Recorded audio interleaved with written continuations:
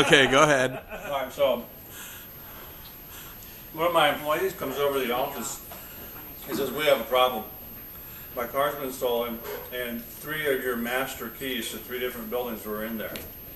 3 big customers." I said, "Okay. Did you report it to the police?" "Yeah, they came over, took some pictures, talked to me, and I said, okay, let me call him." So I call him up. I said, "What's going on with this guy's car? You looking for it?" He said, "They'll turn up in a couple of days. It's usually they'll turn up trash somewhere sitting out in the country. You know, some kids stole it." I said, "Well, okay, we're going to go look for it." So I got the employee. We go riding around the south end of town where it was stolen. And we can't, find it. So you know what? It was stolen in the southeast part of town. It's not going to be here. Let's go up to the northwest part of town. But I'm going to drop you off because I don't want you with me. I have 17. 23. I dropped him off at his house. Says, "Can you give me a description of the car?" I go He first? says, "Well, it was a gray 1979 Corolla." Got that. He says, "Is there anything else? Is there any dents, any scratches, anything like?" He says, "Well, it's got this exact same detail, that KIP? decal in the windshield that my wife has." He says, "Well, show it to me." He said, "It's a bleeding heart with lightning coming out the sides of the heart." I said, "Did you tell the police that?" He said, "No." So I snapped some pictures with my digital camera, and I go downtown to the police department. I said, and I get the cop who's on the case. And I said, "Did you know the stolen car has these decals?" He said, "Oh, very good. Can you email me that?" I said, "Sure, here it is." I said, "Are you guys looking for it?" He says, "It'll turn up in a couple of days. Don't worry about it. It'll be trash, but it'll turn up." I said, "Well, there's a problem. It has the keys in it to your building, to the police department, Oh my gosh. and 2 other customers. The master key to the police department, because this guy works for the city, he cleans for the city of Urbana." He says, "Oh, all right, well, TOP. nothing I can do about that. It'll turn I up." didn't fire him up. What is it? Didn't fire him up. Yes. So I take my employee back, drive him home to his house, and I said, "It's not going to be anywhere near where you stole the car from. It's going to be up on the north end." Drop him off, I drive up to the north end. It took me 10 seconds upon arriving to the north end, looking down both ways, down both streets, to see a car flying around like a bat out of hell. Spun the Jeep around, squealed the wheels down the street, and I pull up right next to these guys, nose to nose, roll down my window. Yeah. 2 young black kids in the car, 1 young white kid. And I said, "I'll give you $200 for that car right fricking now. Park it." I pulled out $200 bills. The 2 kids in the back seat bail instantly. Like, "Oh my God, we've been made." And they're running. The other kid I don't think it's a word. says, "Hell yes. $200 right now." Okay. So he floors it and squeals up into the video store, Family video. family video store. I think he's running, so I put it in reverse. I'm burning rubber all over the place and squeal around and up. And he's parking it. And then faux. So he jumps out of the car. Do the dance, show them the dance. He jumps out of the car and he pulls out a great big 45. And he's holding it like this. Back like this so I can't grab it. And he says, "Give me out $200. And I said, I need to make sure the keys are in the car." So he throws me the car keys. I grab them. I said, "No, not those keys. There's some keys in the glove box I want." And he says, "You're not getting the money till I verify the keys I want. The car's worthless to me. I am paying for the keys." The glove box. So I get in the glove box. He's out there dancing around. He's holding this big 45 back like this, He dancing around, looking A around. real one? I don't think it was real. But you're not positive. I'm not positive, but it looks kind of phony. I look in there. There's the keys. I said, "Okay, 11. keys are in here. Here's your $200. He reaches out, you know, far like this, holding the gun back like this, like, give me my money, give me my money. Give him the money, and he books. This kid's about 4 feet tall. How old is he? 15 years old. Oh my gosh. He goes booking down the street yelling, I got $200, I got $200 for that piece of shit car. And so I got the car now. I'm thinking, okay, MedCat knows that this thing is stolen. So, am I just going to drive it home? I'm thinking... And leave your vehicle in the family video parking lot. I need to call and tell MedCat I've recovered the car, that the case is over. So I called MedCat up, 911. I said, we reported a car earlier today stolen. I've recovered the car, sitting in family video. They said, okay, don't touch the car, the police will be right there. That's not necessary. We're just going to, no, don't touch the car, it's evidence, the police are on their way. Heck. So here come the police.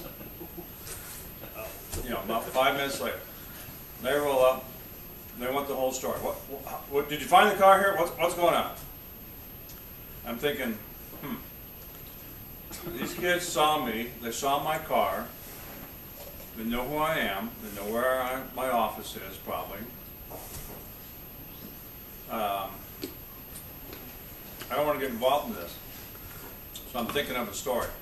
I said, well, I pulled up here and the kids just bailed and ran off.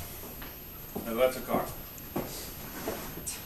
I said, okay, so they're dusting it for prints. I'm waiting occasionally, and I said, I think my keys to my buildings might be in that car, because this was the officer that I originally talked to who was handling the case. He said, well, as soon as we're done dusting for prints, you can get your keys.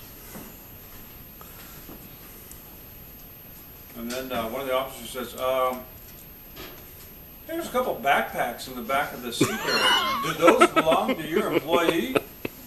And I went, oh shit. So I pull them out and put their gloves on.